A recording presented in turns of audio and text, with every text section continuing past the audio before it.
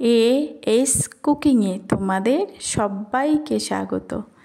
আজ তোমাদেরকে বানিয়ে দেখাবো রোজ রোজ একঘেয়ে মশলায় না বানিয়ে একটু মশলাটা বদলে আলু মাছের কালিয়া বানিয়ে দেখো, খেতে কি দুর্দান্ত হয়।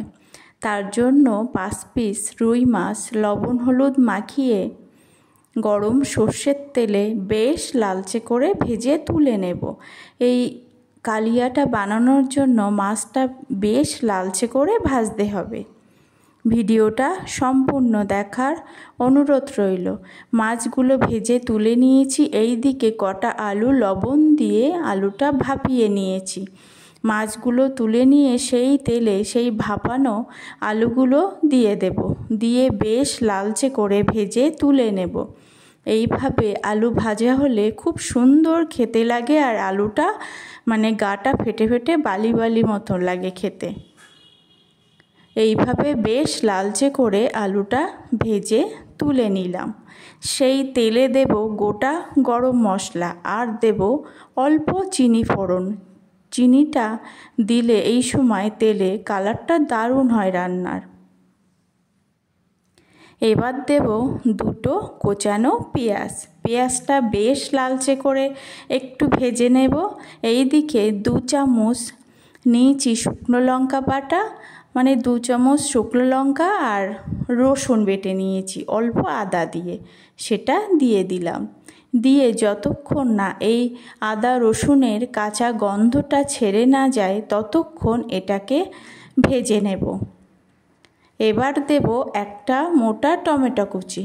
টমেটোটা দিয়ে ভালো করে ভেজে নেব। মশলা কষানোটা যত ভালো হবে রান্নার স্বাদটা কিন্তু ততটাই ভালো হবে।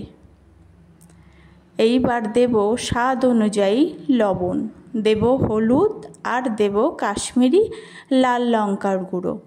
যেহেতু শুকনো লঙ্কা বাটা দিয়েছি বলে এই কালার আসার জন্য এই লঙ্কার গুঁড়োটাই দেব। দিয়ে অল্প অল্প জল দিয়ে সুন্দর করে মশলাটাকে কষিয়ে নেব। এই জল দিয়ে কষালে মশলাটা তলা ধরে যায় না, আর টমেটোগুলো খুব সুন্দরভাবে সিদ্ধ হয়ে যায়।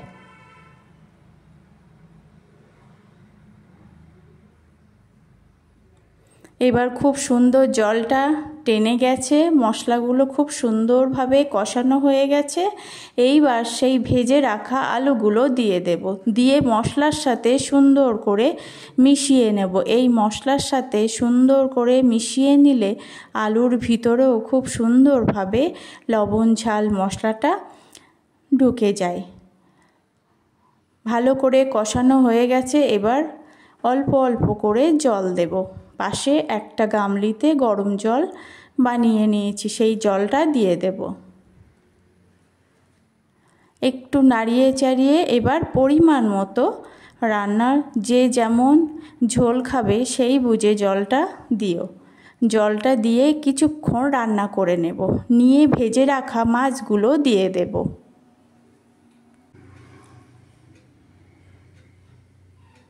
মাছগুলো দিয়ে সুন্দর করে মিশিয়ে নেব। মিশিয়ে নিয়ে কিছুক্ষণ আবার রান্না করে নেব।